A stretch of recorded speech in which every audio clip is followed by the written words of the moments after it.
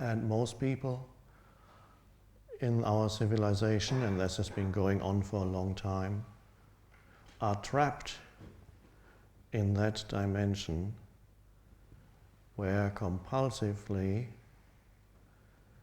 they go about their life analyzing, interpreting, and labeling things as soon as they enter their field of consciousness. They do it to people, they do it to situations that they encounter, immediately have some personal reactive relationship to it. They do it to nature, and they can no longer perceive the sacredness that is there in nature, because they approach it only through thinking. And that is a dreadful prison that you then end up in, the prison of your own mind. And then you approach your whole life only through that.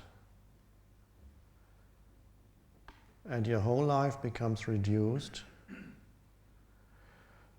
to a conceptual reality in the head, consisting of thoughts that you have about things, viewpoints, opinions, and even so-called knowledge.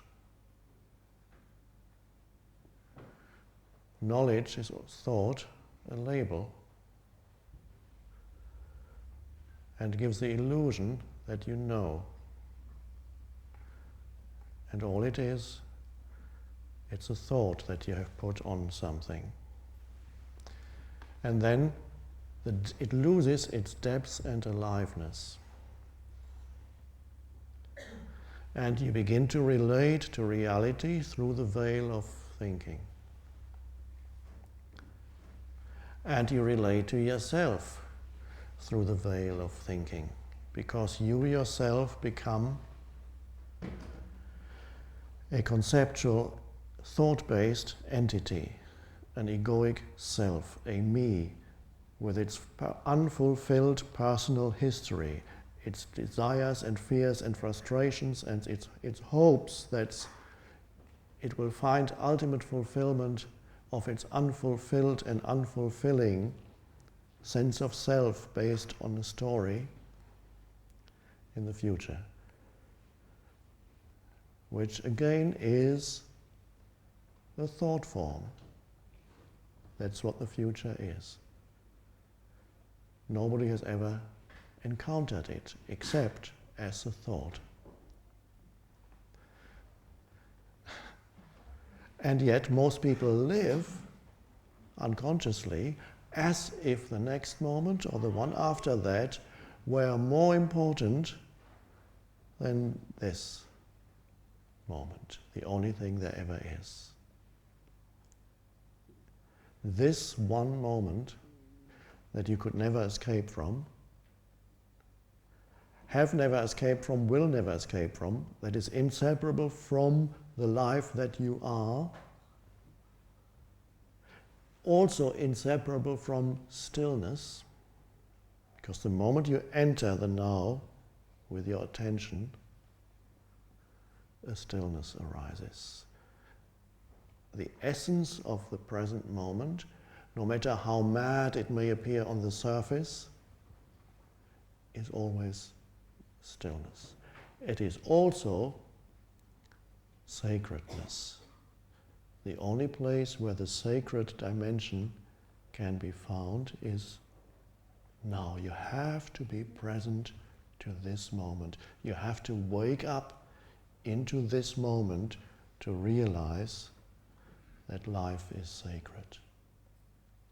When you are lost in thought, sacred is meaningless.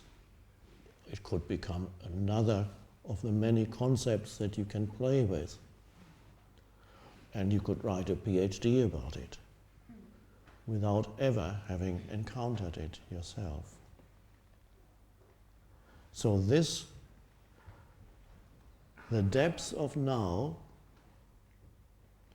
is inseparable from your very being, your very life, and it is the sacred one life. And yes, this is why we're here, to deepen our awareness of that dimension. And the sacred is everywhere. If you become truly present, you would find the sacredness everywhere. It's easier here. In certain places that are called sacred, there is less of a density in the structures, the physical structures, the forms. There is a transparency almost to the forms. Something shines through the forms. And this is why we call those places sacred. But even here, there are some people who cannot sense that because they are not present enough when they walk in the garden. They are still in their head thinking about where they are going the day after tomorrow and the accumulation of problems, which are thought forms that are part of their sense of self. I have important problems to think about. And occasionally you get a glimpse, 3 seconds of presence, and you get a glimpse, and immediately there comes the movement of thought again. So some people cannot be present here. Most of you can, and those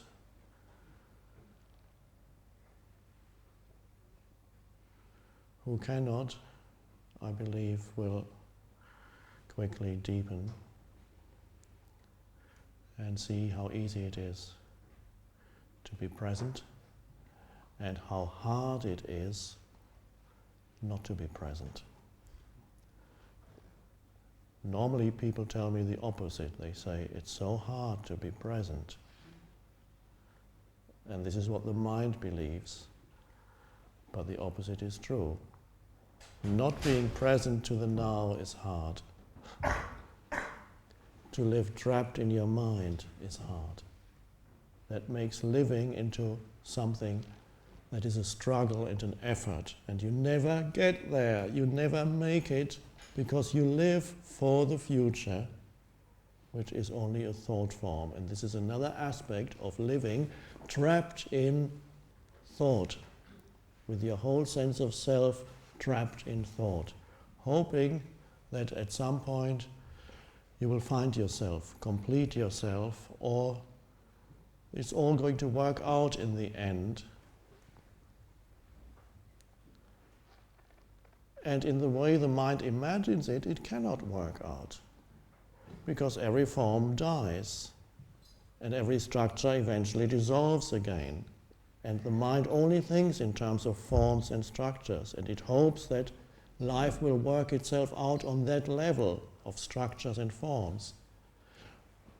And it's always disappointed because it cannot. And the miracle is, it's already working out at this very moment. It's already as it should be at this moment. You have already arrived at the place of sacredness at this moment. It's easier to see it here, to sense that here. More difficult to feel that this moment is sacred when you find yourself at Piccadilly Circus or Times Square. And you need to be an enlightened being, perhaps, which simply means very present, to see the sacredness in the flashing Coca-Cola sign at Piccadilly Circus. And you need to be a Buddha to see the sacredness in a prison camp. And if one says the prison camp also has the dimension of the sacred, if one says that prematurely, this will be misunderstood and really will not make sense unless you know within yourself that that which is beyond form, the one formless life, is indestructible. And some people who were in prison camps realized it for themselves.